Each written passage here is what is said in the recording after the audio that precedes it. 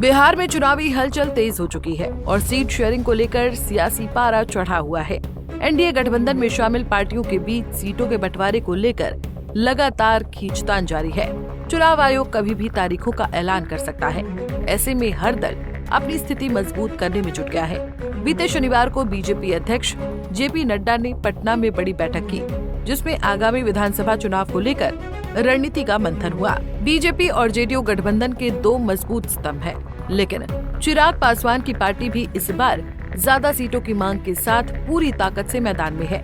ऐसे में सभी जानना चाहते हैं कि कौन सी पार्टी कितनी सीटों की दावेदारी ठोकने का दावा कर रही है।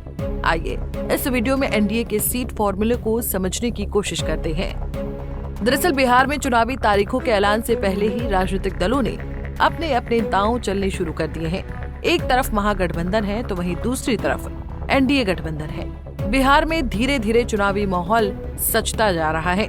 ऐसे में सीट शेयरिंग फॉर्मूले की चर्चा ने हर तरफ जोर पकड़ा हुआ है। सीट बंटवारे को लेकर दिल्ली से पटना तक बैठकों का दौर जारी है और हर पार्टी कोशिश में है कि उसे ज्यादा से ज्यादा सीटें मिले। ऐसे में चिराग पासवान और जीतन राम मांझी की भी ज्यादा सीटों को लेकर एनडीए से खींचतान की खबरें सामने आ रही हैं। साल 2020 के विधानसभा चुनाव में राष्ट्रीय जनतांत्रिक गठबंधन यानी कि एनडीए में शामिल जेडीयू ने कुल 243 विधानसभा सीटों में 115 और बीजेपी ने 110 सीटों पर उम्मीदवार उतारे थे। इस चुनाव में जेडीयू अहम भूमिका में थी। तब जीतन राम मांझी की हिंदुस्तानी आवाम मोर्चा को 7 सीटें मिली थी। बीजेपी के साथ गठबंधन में रही मुकेश सहनी की विकासशील इंसान पार्टी ने 11 सीटों पर अपने उम्मीदवार उतारे थे। ऐसे में अब 2025 के चुनाव में सीट शेयरिंग को लेकर घमासान मचा हुआ है।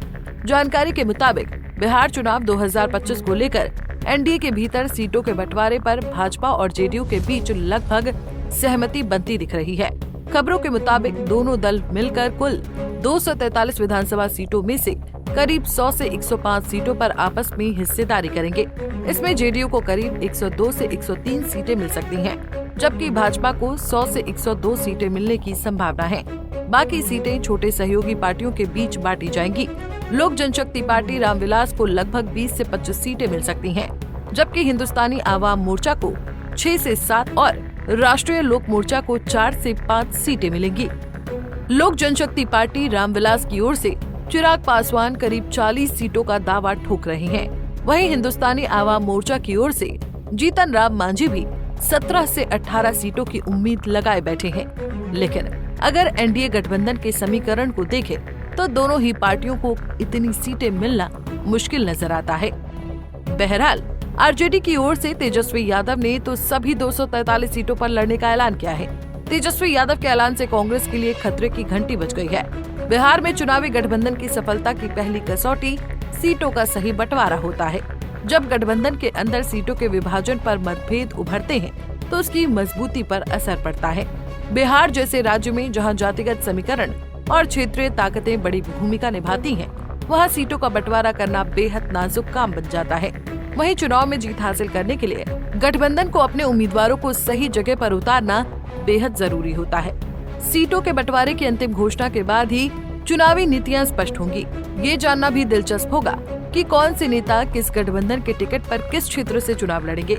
2025 का विधानसभा चुनाव सिर्फ सीटों की टक्कर नहीं, बल्कि बिहार की राजनीतिक महाकुंभ की तरह है। एनडीए और महागठबंधन दोनों अपनी अपनी रणनीतियां मजबूत कर रही हैं, लेकिन सीटों के बंटवारे का मसला उनके लिए सबसे बड़ा सिरदर्द बना हुआ है। खैर, अब एनडीए में सीट बंटवारे को लेकर स्थिति धीरे धीरे साफ होगी। ऐसे में आगे देखना दिलचस्प होगा कि किस पार्टी की झोली में कितनी सीटें आएंगी। Bureau report, Punjab Kesari TV. हमसे जुड़े रहने के लिए हमारे YouTube चैनल को सब्सक्राइब करें और नई वीडियो की नोटिफिकेशन के लिए बेल आइकॉन को दबाएं।